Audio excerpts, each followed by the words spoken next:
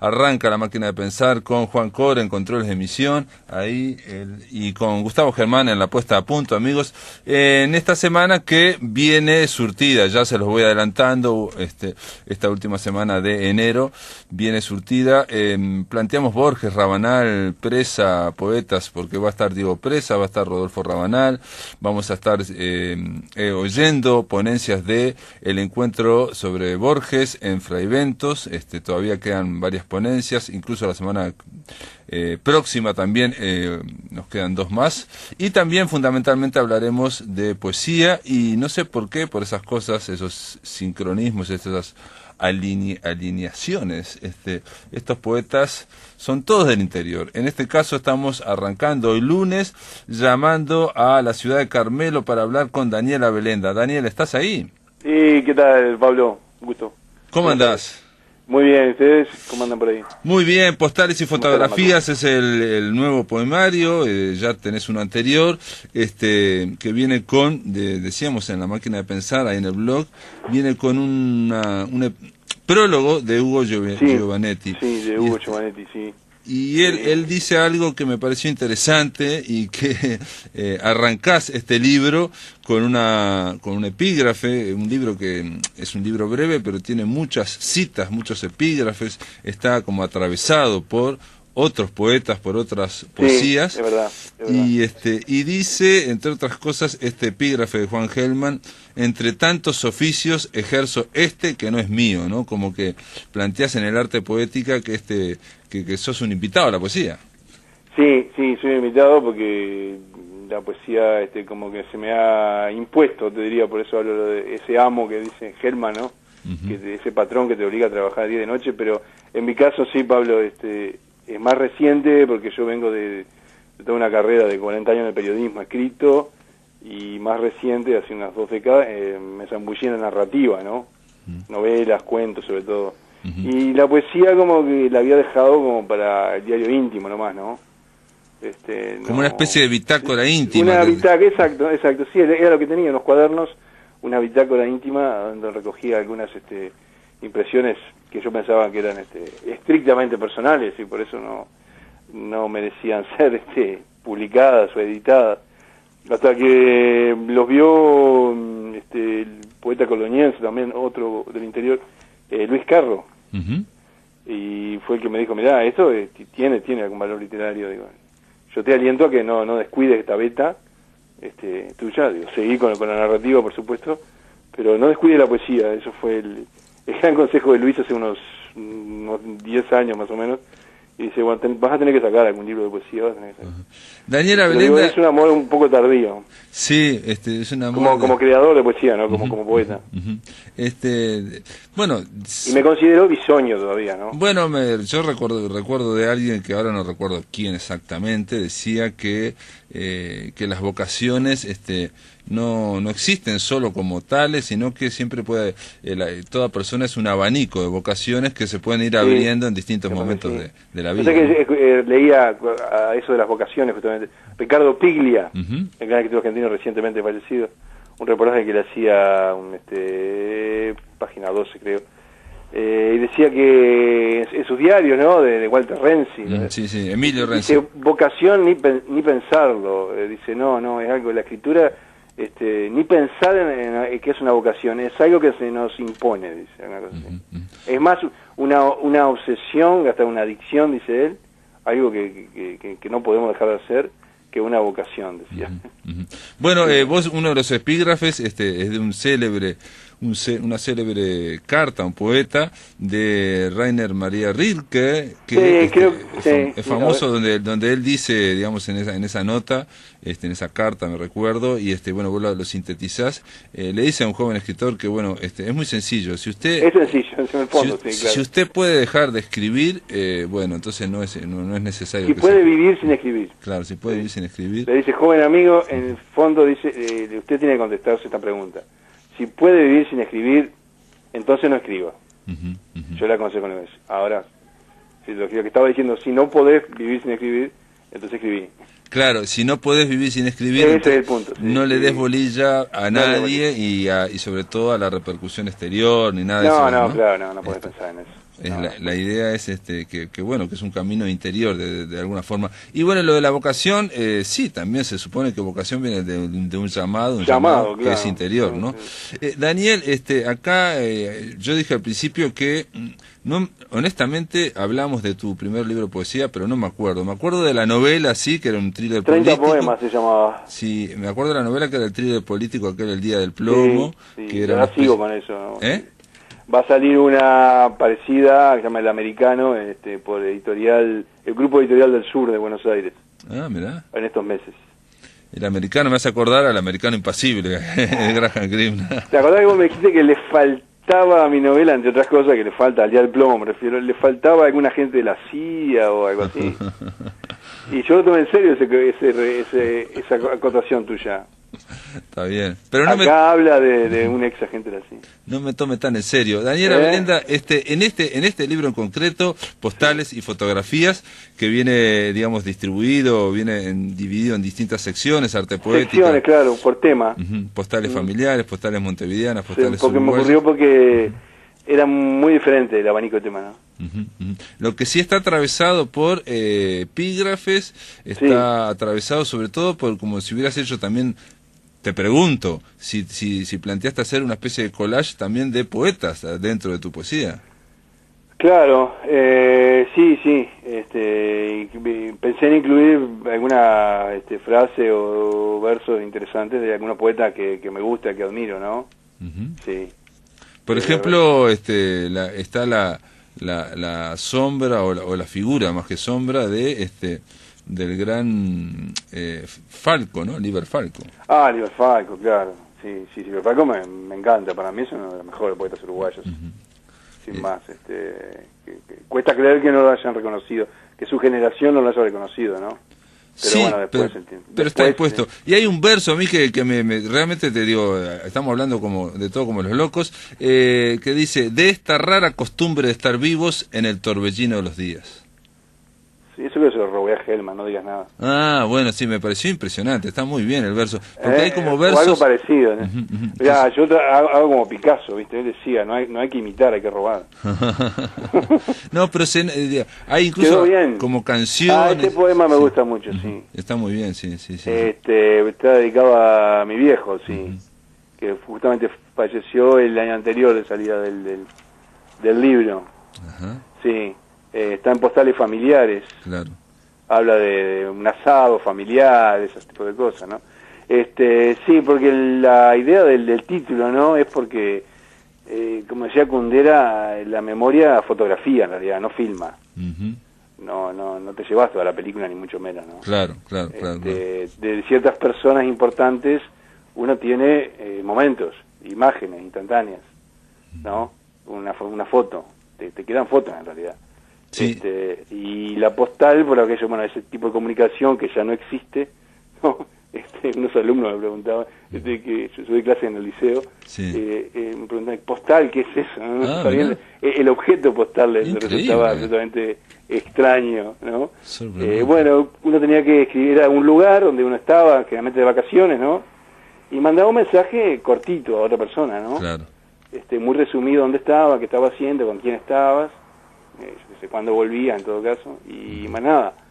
Entonces yo la usé mucho en mis viajes en los 70 y 80, entonces estaba bueno, cuando no querías contar mucho, ¿viste? Pero tenías que poner algo, ahí estaba la postal. No, y aparte es un signo de época también. Y es un signo de época, no, pero yo creo que las postales siguen en los aeropuertos, porque es un signo también de lugar, ¿no? O sea, la postal... De lugar también, sí, yo soy bastante geográfico, lo has notado. Exacto. Hay muchos lugares, ¿no? Incluso hay uno, el primero de familiares, de postales familiares, se llama Salto, pues yo nací en Salto. Entonces ese poema rememora, digamos, una foto de infancia. Claro. Así, y está atravesado por distintos poetas y también por tus viajes, ¿no? Poetas, aparece, digamos, los beatniks, ¿no? Aparece Ferlinghetti. Sí. Yo estudié un par de años en Estados Unidos y no, si bien no fui a San Francisco, tomé contacto con en la lengua original de esos poetas, está muy bueno, sí. Los beatniks me gustan mucho, Ferlinghetti sobre todo. Claro. y otro de esa bueno, camada, ¿no? Kerouac, ¿no? Ferlinghetti me gusta mucho. Jack Kerouac, sí. Kerouac. Y Allen Ginsberg, por y ejemplo. Allen Ginsberg, sí, estaba pensando en Allen Ginsberg. Allen Ginsberg, Ferlinghetti tiene uno muy bueno eso, que yo saqué la idea de que el poeta es como un acróbata, ¿no? Está realmente siempre en la cuerda floja en cada poema. El poema ese de Ferlinghetti se llama Constantemente arriesgando el absurdo, en inglés. Claro. Constantemente arriesgando el absurdo, y dice el poeta como un acróbata se mece sobre la cabeza de la audiencia arriesgando a hacer el ridículo total, ¿no? Como que es bastante arriesgado la poesía en el sentido de que, a diferencia de la narrativa, por lo menos a mí me pasa, tenés que desnudarte más, ¿no? Ah, sí, es una exposición. Te exponés mucho más. Es una exposición. Porque acá hay, en un poema, si alguien lo lee más o menos con cierta penetración, puedes saber cómo sos vos, ¿no? Claro. Claro. No, y aparte la poesía da la impresión, por lo menos a mí me da la impresión que al ser tan concisa, parece que se puede lograr el salto, llegás bien al otro lado, o una palabra mal puesta hace que caiga todo, ¿no? Sí, claro, la concisión de la poesía te exige, como decís vos, si un cuento se dice que lo puede arruinar una mala frase, la poesía ya una palabra inadecuada o en el lugar equivocado ya te tira todo el edificio abajo, ¿no? Entonces exige mucha precisión y concisión, pero creo que es la virtud de la poesía, ¿no? Esa intensidad de la palabra. Para mí el poema tiene que ser intenso. Ah, estoy de acuerdo, totalmente de acuerdo. Y yo no sé mantenerlo en un poema muy largo, la intensidad, entonces la hago corta. Hago una moña de más, en términos futboleros. De acuerdo. Hago una moña de más y pateo al arco. Claro. Si hago una y arco. Sí. Busco eso, ¿no? Claro. Hay una frase que también, un verso que la vida es un viaje de ida, ¿no? De ida. Solamente, que de día solamente, que también veo que es de la pusiste Langston Hughes. Es de Langston Hughes, sí, claro. Sí, el poeta negro, sí. La vida es un boleto de ida, un pasaje de ida solamente, no dice solamente la frase original, pero me parece un concepto interesante. Es de sentido común, pero a veces no se olvida, ¿no? Que solo vas a tener un día como hoy, por ejemplo, y una conversación como hoy con un programa de literatura en tu vida, ¿no? O sea, nada vuelve atrás, nada se repite, y es solamente de ida, ¿no? La vida es un boleto de ida es el último verso de 60 Malvin, que habla también de historias de recuerdos. Es uno de los preferidos de Lugo, es. ¿Ah, sí? De Hugo Giovanetti. Mirá. Sí, lo dice en el prólogo. Sí, lo dice. Que 60 Malvin, que yo pensé que, se nota que es algo muy muy personal, muy vivencial, ¿no? Muy autobiográfico, si querés. Pero se ve que logró cierta comunicación, impacto para que otro lo tomara y le dijera algo también, ¿no? A partir de una anécdota muy pequeña de mi biografía, digamos, ¿no? Sí, aquí pero dice... a Giovanetti le gustó mucho eso. Giovanetti dice 60 Malvin o Cuadernos Tabaré, donde aflora la técnica de un narrador policial que ha digerido aplicadamente a maestros como Chekhov, Hemingway y Carver, y es capaz de hipnotizarnos, transportándonos a un vértigo de cornisa. Ahí me dejó...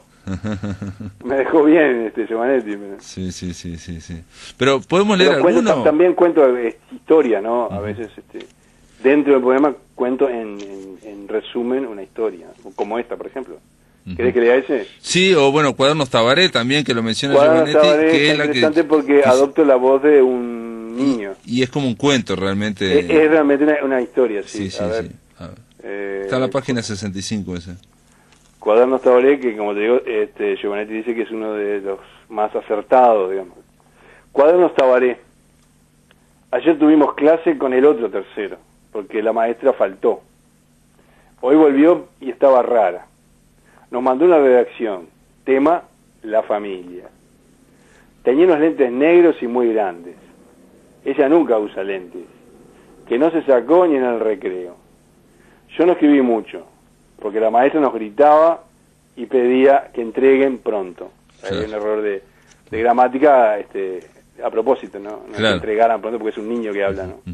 Y bueno, sí, es una historia de violencia doméstica, obviamente. Sí. pero en un formato de poema y con la voz de un niño, Sí, cosa sí. que no había hecho yo antes. Ujú. Me sorprendió gratamente, ¿no? Ujú. No, ¿Te y das es cuenta cuando el poema te sorprende a vos? Claro. Porque realmente tiene cierto puntaje, ¿no? Ah, de acuerdo, sí, Sí. de acuerdo, sí, Así, sí. pero, esto lo escribí yo. Ujú. No. Claro. Cumple, aparte cumple en este caso rarísimo para un poema, también cumple como la teoría, digamos, del iceberg del cuento, de que muestra un 9%, un 10%, Claro, y el 90% está implícito o no está Claro, mencionado, papá ¿no? Hemingway, ¿no? Ujú, claro.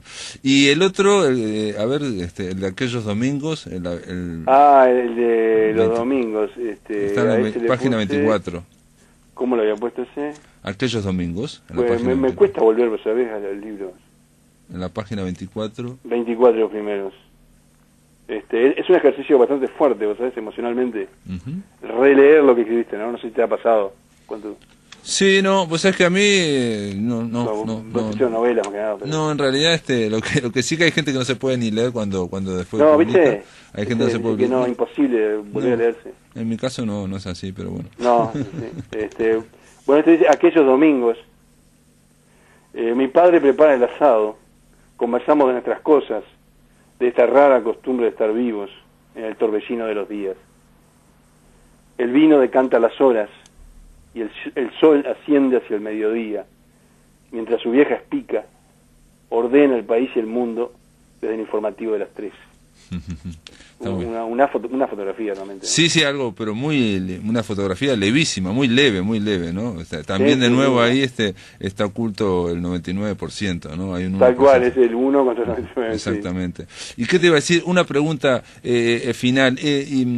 Hay 2 o 3 poemas que están escritos en inglés. O sea, Sí, ¿por qué? sí. ¿Por qué escribir en inglés? Un uruguayo que va a sacar un libro en Carmelo para el Uruguay. ¿Por qué? Bueno, porque yo soy bilingüe, soy profesor de inglés y tengo algunos trabajos en inglés. Y en Estados Unidos, en algunas revistas, me publicaron algunos poemas y obviamente tenía que hacerlos bueno, no tan obviamente porque era en el medio oeste, entonces había que hacerlo en inglés solamente, ¿no? En Ohio. No sé, es otro registro que tengo. Es otro registro y además hacen referencia a historias que están en Airmail, ¿no? Que sí, hasta el título de las secciones en inglés. Claro. Es como otro registro que tengo. Una amiga incluso me ha dicho que los ha leído, traductora en español, inglés, Sí. ¿no? Y me dice, me gusta mejor cuando escribís en inglés, me gusta más. Así que yo qué sé, porque Massachusetts 1979, ¿no? Sí. Con Emily Dickinson, Every Season Has a Beauty of Its Own. Sí, termina diciendo mi tiempo, ¿no? Se está moviendo, está avanzando y la estación toma su turno. Sí, es un poema viejísimo. Toma ¿no? su turno, ¿no? Sí, nos está pidiendo turno. Ahí también está de nuevo el tema del tiempo que va avanzando, ¿no? Esos poemas como que no me salían lo escribí originariamente en inglés y después los hice una remake o un arreglo para que quedaran, los pulí, digamos, pero originalmente estaban escritos en inglés. Me salen en inglés. Pero ahí acá hubo alguno que pusiste en castellano, porque lo podés rehacer también en castellano o no. O están los que hiciste en inglés, están en inglés. Y lo que hice en inglés, escribí en inglés, quedaron en inglés. Y los otros, Cleveland 1988 también. Y los otros están en castellano, los que escribiste en español. Sí. Bueno. Me parece que es otro registro, es como otros compases de la misma sinfonía, ¿no? Distinta, a veces puede sonar un poco disonante o no, pero me pareció que era diferente y bueno, hace un poco a mi biografía o mi identidad también. Igual genera, digamos, un espacio diferente, ¿no? Y una barrera distinta para los que te van a leer, ¿no? No todo el mundo va si bien es un inglés muy sencillo. Sí, creo que sí, pero es un inglés americano bastante sencillo, me parece, ¿no? No tiene un gran vocabulario. No, pero hay que leer inglés. Daniel Abelenda, bueno, postales y fotografías, esto está presentado acá en la máquina de pensar, está muy bueno el libro, tiene una tapa de Torres García. De Torres García, sí. Y hay que decir otra cosa, que bueno, que para aquellos que quisieran adquirirlo, ¿cómo hacen? ¿Te escriben? ¿Nos escriben a nosotros? Que me escriben, sí, pero lo estoy distribuyendo personalmente. Y en Facebook también se puede Tengo encontrar. Facebook, Daniel Abelenda Bonet en Facebook. Es muy fácil. Me contactan y con mucho gusto se los mando. Dale, te mando un abrazo grande, Daniel. Te agradezco mucho la comunicación, la nota, por supuesto. Un abrazo a la gente de Carmelo. Bueno, muchas gracias, Pablo, y hasta la próxima. En el aire de Radio Uruguay, La Máquina de Pensar.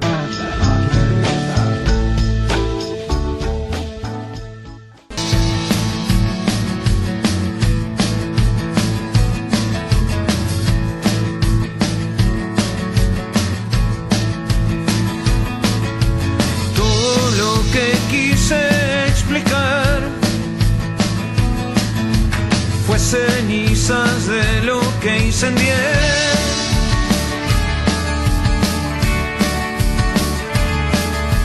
Todo lo que quiero agarrar se le ocurre desaparecer.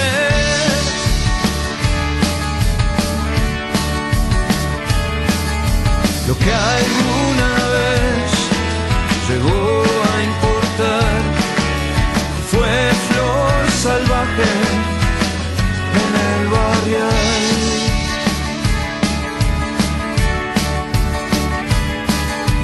Todo lo que pude traducir fueron gestos, luces que perdí.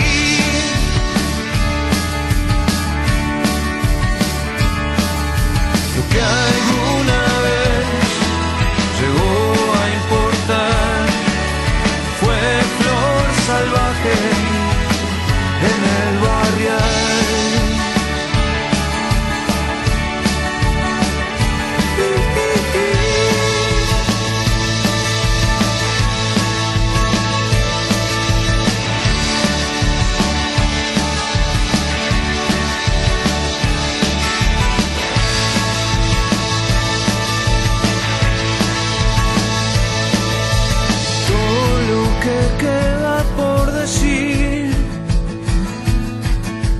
Es un río ardiendo en la voz.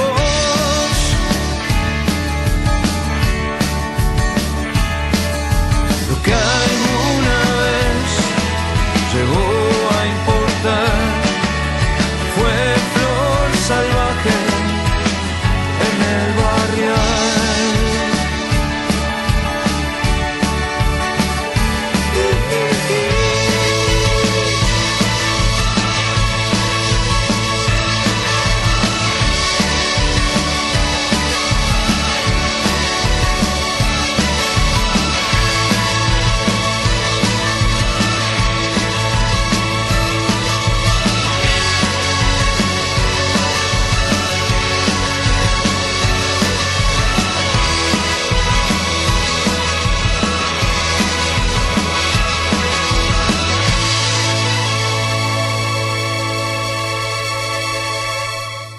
Playa Desierta es el último disco de Diego Presa. Esta era la canción en El Barrial que nos estaba brindando. Diego Presa va a estar con nosotros en La Máquina de Pensar, amigos. Ahora, próximamente, no ahora, en un par de días, el jueves, creo. Va a estar el jueves, ¿no? Sí. No, va a estar el jueves, sí, va a estar el jueves. Amigos, ahora vamos a escuchar una de las ponencias, quizás una de las más importantes, o la que había más expectativa, en el encuentro Borges, una geografía imaginaria que realizamos en Fraiventos, porque me estoy refiriendo a la ponencia, a la disertación de Daniel Balderston. Él es director del Centro Borges de la Universidad de Pittsburgh, vino de Estados Unidos específicamente para estar en este encuentro, en el encuentro que hicimos en Fraiventos, y habló sobre, su tema fue Borges, retrato del artista inesperado. Daniel Balderston, el hombre es de Estados Unidos, es de la Universidad de Pittsburgh, donde dirige el Centro Borges y sus revistas Variaciones Borges. Algunas de sus publicaciones recientes son la edición crítica de las novelas cortas de Juan Carlos Onetti, en el 2009, el libro Innumerables Relaciones, Cómo leer con Borges, en el 2010, y el libro Cartografías Queer, Sexualidades y Activismo LGBT en América Latina. Su ponencia es Borges, retrato del artista inesperado. Bueno, gracias Pablo, gracias a todos los organizadores, ha sido un gran placer estar aquí. Borges estaba rodeado de artistas plásticos, su hermana Nora, sus amigos Silvino Campo y Joel Solar, los artistas para quienes escribió prólogos de catálogos, Pedro Figari y Attilio Rossi, y los muchos artistas que fueron sus contemporáneos, incluyendo Spilimbergo, Berni, Butler y Basaldúa. Las revistas en las que participó y dirigió tenían un fuerte componente visual y sus libros se publicaban con ilustraciones de artistas importantes. Jules Solar, Nora Borges, Horacio Butler, Horacio Coppola, en el caso de las fotos de Evaristo Garriego, Silvino Campo y otros. A la vez, muchos artistas más recientes se han inspirado en su obra y han hecho obras que le hacen homenaje, incluyendo, entre muchos otros, Sol LeWitt, Guillermo Cuitca y Mirta Kumfernik. Hay también un libro reciente de Jorge Gracia que incluye el catálogo de una exposición de obras de artistas referidas a Cuento de Borges. Esta conferencia se basará en otra cosa completamente: el descubrimiento inesperado durante la escritura de un libro de más de 400 páginas y más de 200 ilustraciones que aparecerá en la University of Virginia Press el año próximo, How Borges Wrote, de dibujos del escritor en las páginas de sus manuscritos, algunos de los cuales son de una calidad sorprendente. Unos pocos se han publicado antes o circulan en la red, pero la mayor parte de lo que les voy a mostrar no se ha recopilado antes y revela una dimensión inesperada y conmovedora de un escritor que solemos recordar como viejo y ciego, pero que dibujaba bien y con frecuencia de 1919 a 1955. Pero antes conviene recordar los fuertes vínculos entre la literatura y las artes plásticas en los movimientos de vanguardia en la década del 20, incluyendo el ultraísmo, el movimiento con el que Borges estaba asociado de modo cercano de 1920 a 1922. La revista Ultra, que publicó 24 números en Madrid entre enero del 21 y marzo del 22, incluye portadas de Nora Borges, del artista polaco Władysław Jal y del gran uruguayo Rafael Barradas. Ultra se imprimía en un pliego grande que se doblaba 2 veces y las 6 páginas que se producían de ese modo solían incluir un uso fuertemente visual de espacios en blanco, poesía, dibujos en blanco y negro y grabados. El mismo diseño se utilizó en Buenos Aires para la primera serie de Proa y en otras revistas de la época. Otra revista que mezclaba poesía, diseño y grabados fue la revista mural Prisma, impreso que se podía colar en los muros de Buenos Aires. La revista Martín Fierro, del 24 al 27, también tenía un fuerte componente visual con muchas ilustraciones de Jules Solar y otros. Una imagen de ese periodo es un retrato de Borges que acompañó la nota biográfica falsa en parte y poemas suyos en la exposición de la actual poesía argentina de Pedro Juan Viñale y César Tiempo en el 27. La nota biográfica famosamente miente sobre el año del nacimiento, poniendo 1900 en vez de 1899, y Borges mismo es el responsable de la mentira al decir soy del 900, expresando de ese modo un deseo de ser moderno. Y de cierto modo Borges quiso nacer con ese siglo. El dibujo de Nora Borges retrata a su hermano como un dandy. En 1933 y 4, Borges y Ulises Petiter Murat dirigieron el suplemento Revista Multicolor de los sábados del diario Crítica, fundado en 1913 por Natalio Botana.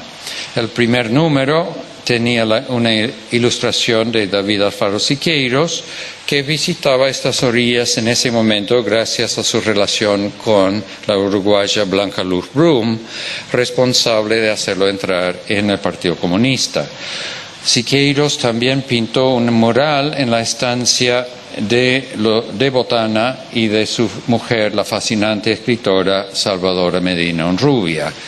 Ese mural ahora se ha trasladado y restaurado y se puede visitar en el Museo de la Aduana, al lado de la Casa Rosada en Buenos Aires. Otro aspecto de la relación fuerte de Borges con las artes plásticas se revela en los dos prólogos que escribió para Catálogo de Exposiciones, uno en 1929 para Pedro Figari y otro en 1950 para Attilio Rossi.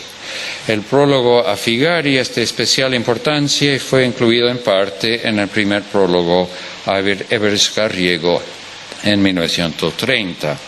En ese prólogo, como he comentado en otro lugar, Borges habla del criollo como un hombre nuevo donde se borran razas y etnias. El prólogo a Buenos Aires en tinta china de Rossi celebra los modos en que Rossi representa Buenos Aires.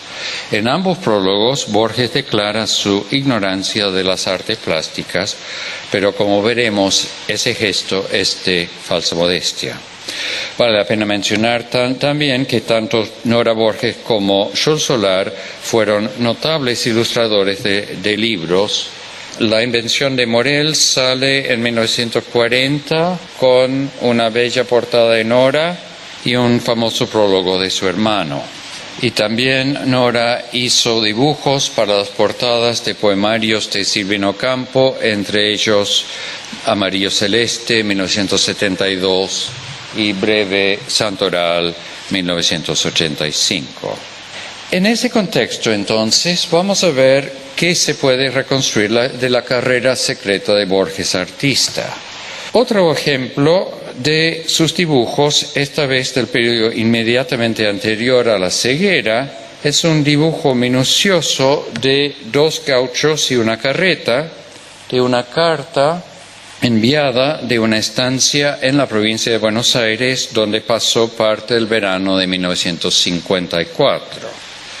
La carta enviada, que es una carta extrañísima, creo que nunca he visto una carta más extraña, enviada a la señorita Marta Sánchez Terrero, fue escrita en la estancia Santa Inés, cerca de Mar del Plata, propiedad, según cuenta en la carta, del, cito, doctor Enrique Sandro, un amigo de esos grandes criollos que parecen andar por las páginas del Martín Fierro de la imprenta de Columba, comienza con una descripción de la vida campestre para desviarse de modo repentino a la política argentina del periodo posterior a la muerte de Eva Perón en 1952, es decir, dos años antes. Y cito: la fatiga del jolgorio y la jarana anuncian el reposo comedido debajo de los tres ombúes de hojas frescas y amistosas de quietud. Por la noche el fandango retoma vitalidad. Bernardes, rechoncho de tanta anchura, duerme a lo indio. Distraído al jinetear, pienso que tras la muerte de la mujer del dictador, el régimen parece flaco de popularidad, el ejército se divide y la marina agradecida. La liberación es largamente esperada. Luego se desvía de nuevo al simbolismo esotérico de los gatos en la Cábala, en el antiguo Egipto y en la literatura sánscrita.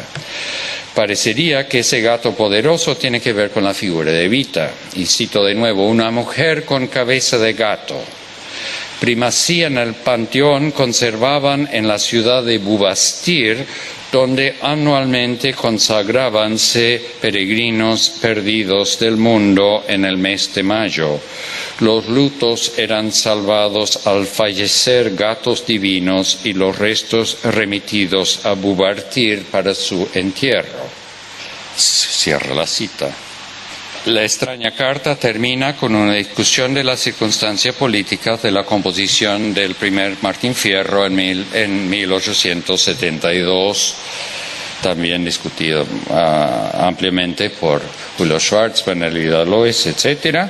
Estaba Hernández, dice Borges, en el hotel de la Plaza de Mayo, oculto, conspirando contra Urquiza. Es ahí donde escribe el Martín Fierro. En 2 semanas había sido elegido para hacerlo y no lo sabía.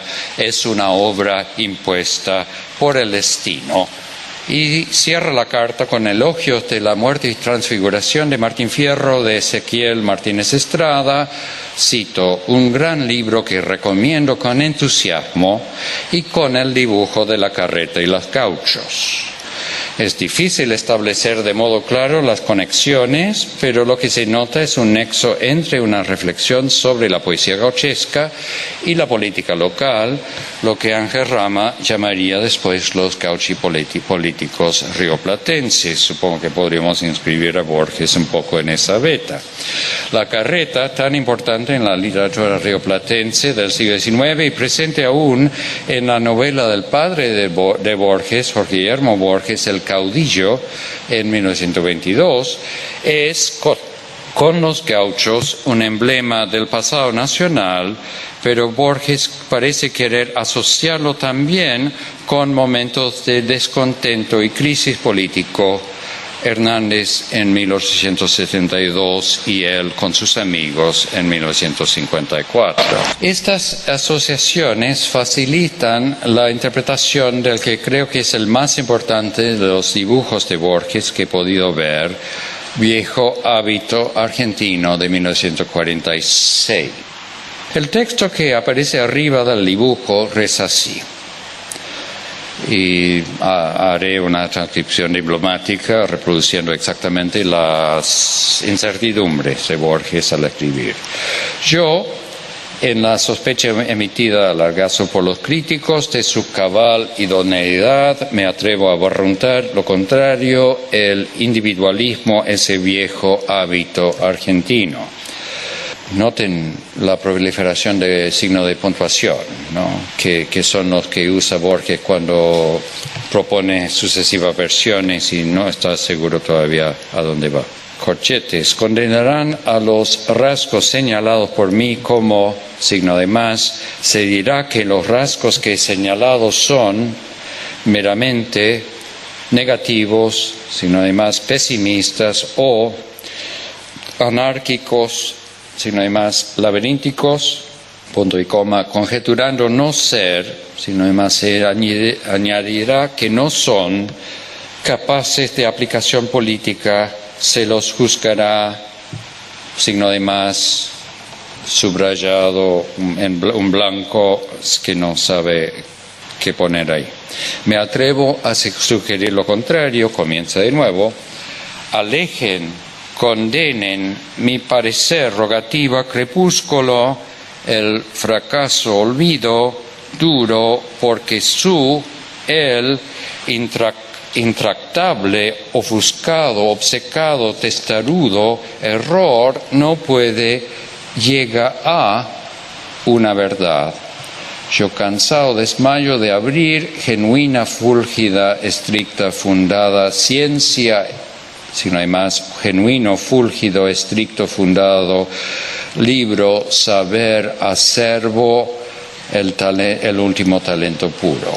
Y luego, después del dibujo, continúa la repugnante hidra creciente, populosa. El más urgente de los problemas de nuestra época es el Estado, ya tachado, denunciado con profética lucidez por el casi nunca olvidado espacio en blanco, por lo menos Spencer, espacio en blanco, sino además es la gradual intromisión del Estado, sino además espacio en blanco, réproba enquistada en, y aquí termina la hoja y con ella el fragmento del manuscrito que seguramente continuaba en otra hoja. Esto pasa mucho, los manuscritos se han mutilado, están muy dispersos en el mundo y muchas veces se cortaron del cuaderno donde estaban. Debería aclarar que la multiplicidad de alternativas y de signos de puntuación responde a una estrategia constante de Borges en sus primeros borradores. creía firmemente que era esencial apuntar todas las alternativas imaginables para luego escoger una de ellas. La exposición en Buenos Aires es casi en su totalidad de segundos borradores, no de primeros, entonces tiene menos de esto, está escrito en una letra más grande y como le estaba diciendo a Pablo cuando fuimos al Museo Solari, extrañamente utiliza para sus segundos borradores cuadernos de contabilidad de marca Carabela, donde había una hoja de debe y una hoja de haber, y las versiones semifinales están en la página de haber, como crédito, no como deuda. Es obviamente el inicio de un párrafo que aparece hacia el final de un importante ensayo político publicado primero en Sur en julio del 46 e incluido en otras inquisiciones en 1952, que reza así: se dirá que los rasgos que he señalado son meramente negativos o anárquicos. Se añadirá que no son capaces de explicación política. Me atrevo a sugerir lo contrario. El más urgente de los problemas de nuestra época, ya denunciado con profética lucidez por el caso casi olvidado Spencer, es la gradual intromisión del Estado en los actos del individuo, en la lucha con ese mal cuyos nombres son comunismo y nazismo. El individualismo argentino, acaso inútil o perjudicial hasta ahora, encontrará justificación y deberes. Continúa en julio de 1946, y cito: sin esperanzas y con nostalgia pienso en la abstracta posibilidad de un partido que tuviera alguna afinidad con los argentinos, un partido que nos prometiera, digamos, un severo mínimo de gobierno. En el contexto de este ensayo, el dibujo es revelador. A la izquierda aparece en la firma y rúbrica Jorge Luis Borges y la fecha 1946. A la derecha, Dihidra del dictador. Las caras, bueno, podemos discutir después porque cada vez que muestro esto o la miro, tengo algunas identificaciones diferentes, pero las caras podrían ser de izquierda a derecha: Perón, Marx, Franco, Rosas, o tal vez un joven Stalin, Evita, Hitler y Mussolini. De estos, algunos vivían, pero Marx, Hitler y Mussolini ya estaban muertos. El argumento de Borges sobre la equivalencia entre comunismo y nazismo hace eco de una afirmación semejante al final de Tlön Uqbar Orbis Tertius sobre el, cito, materialismo dialéctico, el antisemitismo, el nazismo. La imagen es atroz y las tetas colgantes de Evita de una misoginia evidente. Pero lo que interesa aquí es que Borges sentía la necesidad de desarrollar en detalle y en privado, porque esto no pasa al ensayo y el ensayo final no menciona ninguna hidra, el equivalente pictórico de su argumento en el ensayo, no para publicarlos, sino para expresar la intensidad de sus sentimientos. Las cabezas de la hidra se entrelazan, sugiriendo que para Borges las distintas variedades del totalitarismo son equivalentes. Perón, si es él, que aparece a la izquierda, comienza con un cuello al lado del cuerpo de Evita. Evita es central en la composición, junto a una garra amenazante y cerca de Hitler y Mussolini. Los talentos de Borges como artista nunca le hubieran dado la fama que adquirió como escritor, y sin duda no quiso competir con su hermana, que se lanzó en una carrera de artista desde la juventud. Sus dibujos son secretos solamente para distraerse o para entretener a los amigos que fueran destinatarios de las cartas y manuscritos. Un ejemplo final de la extrema intimidad de este ejercicio: cuando murió su padre en 1938, Borges escribió un espantoso poema sentimental inédito a mi padre. Nunca lo publicó. A mi padre: tú quisiste morir enteramente, las carnes y la gran alma. Tú quisiste entrar en la otra sombra, sin de triste plegaria del medroso y del doliente. Tú quisiste morir dulcemente, la paz sobre tus ojos, el sosiego, la calma. Te hemos visto morir de pie, dando frutos como mueren los valientes. Te hemos visto morir con el tranquilo ánimo de tu padre entre las balas. Te hemos visto morir con el bardo, el basto creo, silencio en los ojos y obscuros los oídos. Te hemos visto morir de pie dando frutos como mueren los valientes. La guerra no te dio su ímpetu de alas y la parca fue cortando el hilo del valiente. Con asombro y marcial respeto celebramos tu victoria. Orgullosos te observamos, ya formando el cuadro magno con ancestros en la gloria. Te hemos visto morir sonriente y ciego, nada esperabas ver del otro lado. Pero tu sombra acaso ha adivinado los arquetipos que Platón el griego soñó y me explicabas. Nadie sabe de qué mañana el mármol es la llave, ni los cóncavos convexos que Fidias levantara en la portada, iluminados por el ocaso de la aurora purpurada. Te hemos visto morir sin gemido ni dolor, ni cubierto por el miedo, frío viento del temor. En tu rostro se dibujan los ojos entreabiertos y a tu mano quiero asirme, más cálida que nunca: papá, no me dejes, contigo quiero ir donde vayas. Buenos Aires, 1938. El otro día conseguí permiso de la Andrew Wiley Agency para publicar a fines del 17 y en el 18 3 libros de manuscritos en edición facsimilar, uno de poemas, uno de cuentos y uno de ensayos. Van a aparecer con transcripciones y comentarios, y uno de esos van a ser este horrible poema sobre la muerte del padre.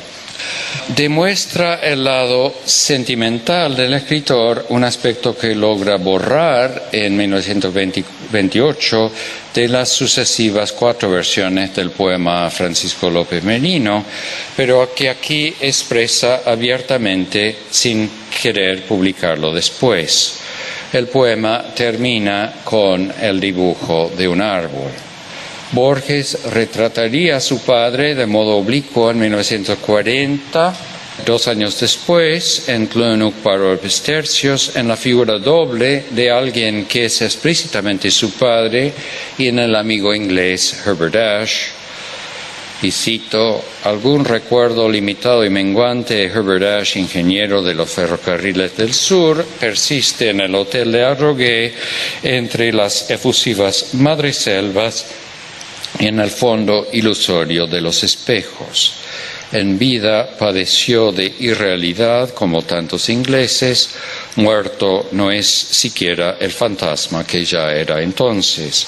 Era alto y descanado y su cansada barba rectangular había sido roja.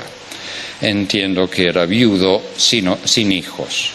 Cada tantos años iba a Inglaterra, buscó por unas fotografías que nos mostró, a visitar un reloj de sol y unos robles.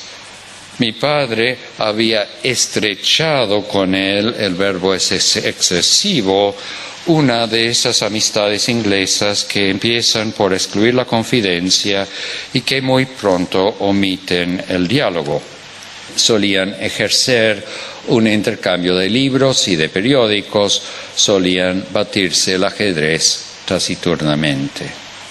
El árbol que aparece en el manuscrito del poema inédito sobre el padre es emblemático de ese aspecto taciturno y severo que se expresa también en el manuscrito filosófico y político que publicó el Centro Borges hace unos meses, La Senda, un manuscrito de Jorge Guillermo Borges escrito en Ginebra en 1917 y que había permanecido inédito hasta ahora. Los dibujos de Borges son un ejercicio intensamente privado, revelando una vida emocional intensa que logra atenuar en sus escritos.